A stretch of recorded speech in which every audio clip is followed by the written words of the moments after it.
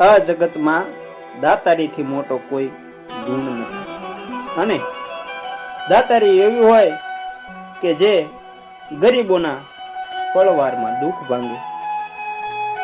દાતારી એ કોઈ નાની સૂની વાત નથી, એ વેચાતી કે ઉછીની નથી મળતી.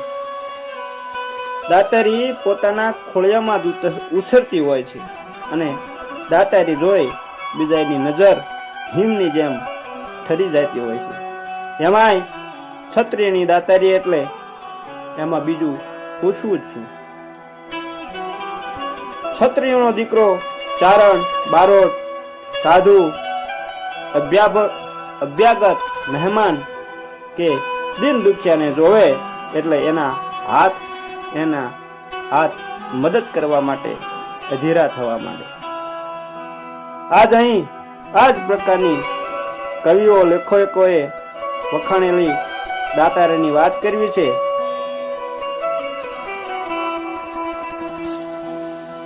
દાતારી જન્મજાત હોય છે. તો બાલ પંથકમાં ગાંફ નામનું એક દેશી રજવાડું હતું. એના ઠાકોર હતા ચુડાસમા રાયસલજી. રાયસલજીમાં ઉદારતા, દાતારી, શરમ, સંતોષ જેવા તમામ ગુણો હતા. એને અંગ્રેજો ન ઓળખી શક્યા.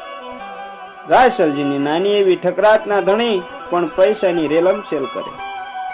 મહેમાનોને મીઠો મધુરો આવકાર આપે. આથી મહેમાનો તો ગાંફથી જવાનું નામ જ ન લે. ગાંફની ડેલે કાયમ ડાયરા થાય. ખરોલમાં માળવાનું અસલ અફીણ ઘોળાય અને રસોડે 32 જાતની વાનગીઓ રંધાય. આવી બધી ઉદારતા અને દાતારીની વાત પોલિટિકલ એજન્ટને કાને ગઈ. પરદેશી માણસ એક ક્ષત્રિયની દાતારીને શું સમજી શકે?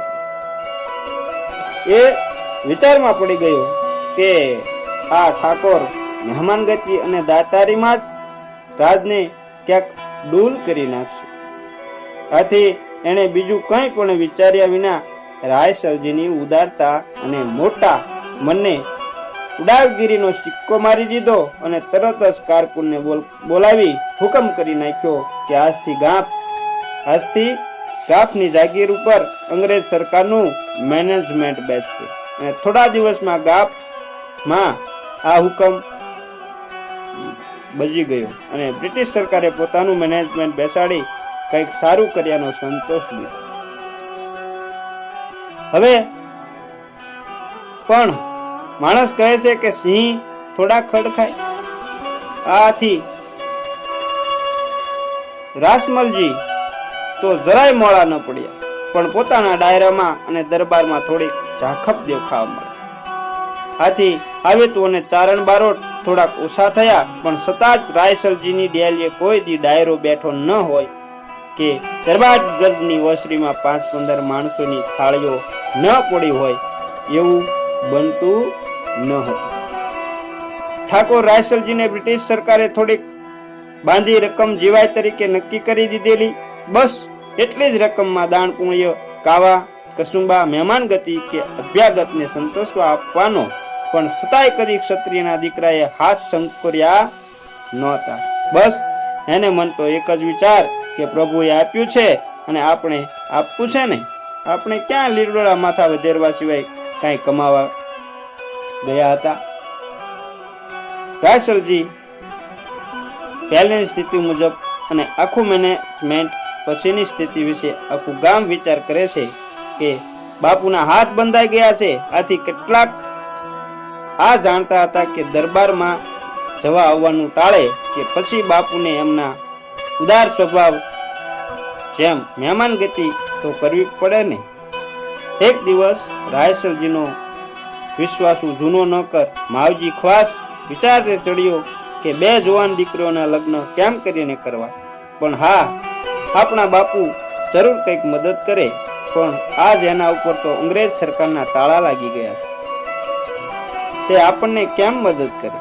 પણ માવજી ખવાસે ગણપતિના કામ ગણપતિ ઉકેલે એમ માની ખાલી ખિસ્સે 2 દીકરોના હાથ પીળા કરીને પણ દીકરીઓએ વળાવા ટાણે હઠ પકડી કે બાપુ આપણા દરબારને પગે લાગવા તો જવું પડે ને. એનું આખી જિંદગી લૂણ ખાધું છે અને આજ અમે એમને એમ સાસરે જતી રહીએ તો સારું ન કહેવાય. પણ સમજુ બાપ સમજાવે છે કે આપણે એને લગ્નમાં પણ નથી નોતર્યા. આજે એમનો નબળો સમય ચાલી રહ્યો છે અને પાછા ઉદાર દિલના અને આપણને જોઈ એમને પોતાના મોભા મુજબ કઈ દેવું પડે તો નથી જવું. બાકી એમણે આપણને અઢળક આપ્યું છે પણ બે દીકરીઓ માનતી નથી કે બાપુ આશીર્વાદ દીધા વિના જવું નથી. એવી ખવાસ બે દીકરીઓને લઈ લોટની કોથળી જેવું મોઢો કરી દરબાર ગઢમાં ગઈ તો રાણી સાહેબે રૂડી રાજનીતિથી મીઠો આવકારો આપ્યો. નાની એવી ભેટ સોગાત છેડે બાંધી આપી. પણ દીકરીઓ કહે નહીં, હજુ બાપુને પગે લાગવું જ પડે. માવજી કહે તું સમજ બેટા, આજ એનો સમય નથી. પણ તોય દીકરીઓ માની નહીં. આથી શરમાતા પગલે માવજી માઢ મેળીના પગથિયા ચડી ગયો કે જ્યાં રાયસલજી બેઠા હતા. જેવો ઓરડામાં પ્રવેશ્યો કે ફાટે મોટે જોઈ રહ્યો કે ઓરડામાં રાણી સાહેબ ચાંદીના ઠણ ઠણ કરતા સિક્કાઓ ગણે છે. જેવો માવજીને રાયસલજી જોઈ ગયા જેવો માવજીને રાયસલજી જોઈ ગયા તેમણે મીઠો આવકાર આપ્યો કે આવા માવજી. માવજી શરમાતા માટે બોલ્યો કે બે દીકરીઓને 4 ફેરા ફેરવી આપને પગે લગાડવા આવ્યો. ત્યાં તો બાપુ રાજના રહ્યા થઈ ગયા. વાહ, મારા નોકરનો પ્રેમ અને લાગણી તો જુઓ. બે દીકરીઓએ રાયસલજીને પગે લાગી આશીર્વાદ લીધા. પણ રાયસલજી વિચારમાં પડી ગયા અને બોલ્યા કે એલા માવજી, આ દીકરીઓના લગ્નમાં સાચું ખોટું પણ કેવડાવ્યું નહીં તે. ત્યારે માવજી મંડ્યો ગેગે ફે કરવા અને સારો ખુલાસો કરી શક્યો નહીં. ત્યારે રાયસલજીએ દીકરીઓને અંગે કોઈ શણગાર કે ઘરેણા ન જોયા. આથી તેનું મન ઉદાસ અને દુખી થઈ ગયું. આ રીતે દીકરીઓને આમ અવળી ડોકે અડવી ડોકે વિદાય થોડી દેવાય. આથી આગળ પાછળનું પણ વિચાર કર્યા વિના કામદારે ગણીને જે રાણી સિક્કાની ઢગલીઓ કરી હતી એ ઢગલીઓ હાથેથી આગી કરી માવજીને આપી દીધી કે આ બે દીકરીઓને વહેંચી દીધી. આ દ્રશ્ય જોઈ ચતુરવાણિયા કામદારની આંખો ચાર થઈ ગઈ કે બાપુ હવે આખું વર્ષ કરશે શું? જ્યારે સામા પક્ષે બે દીકરીઓ એમ વિચારતી ગઈ કે આપણા બાપે ધણી ધારવામાં જરાય ભૂલ ખાધી નથી અને આવા ઉદાર દિલના માણસ નું નામ ઇતિહાસમાં રૂડા લાગે છે. રાયસલજી રાવભા બાપુના નામે પણ ઓળખાતા અને મોટા ગૌ ભક્ત હતા અને જે ગાયને નામ લઈ બોલાવે એ ગાય પોતાના પાસે આવતી અને એ રીતે એવા ચરિત્રશીલ હતા કે કોઈ પણ બેન દીકરીને આડું બાળક આવ્યું હોય તો એમની નાડી ધોઈ પાણી પાતા તેને સુખ સ્વરૂપ પ્રસવ થતો.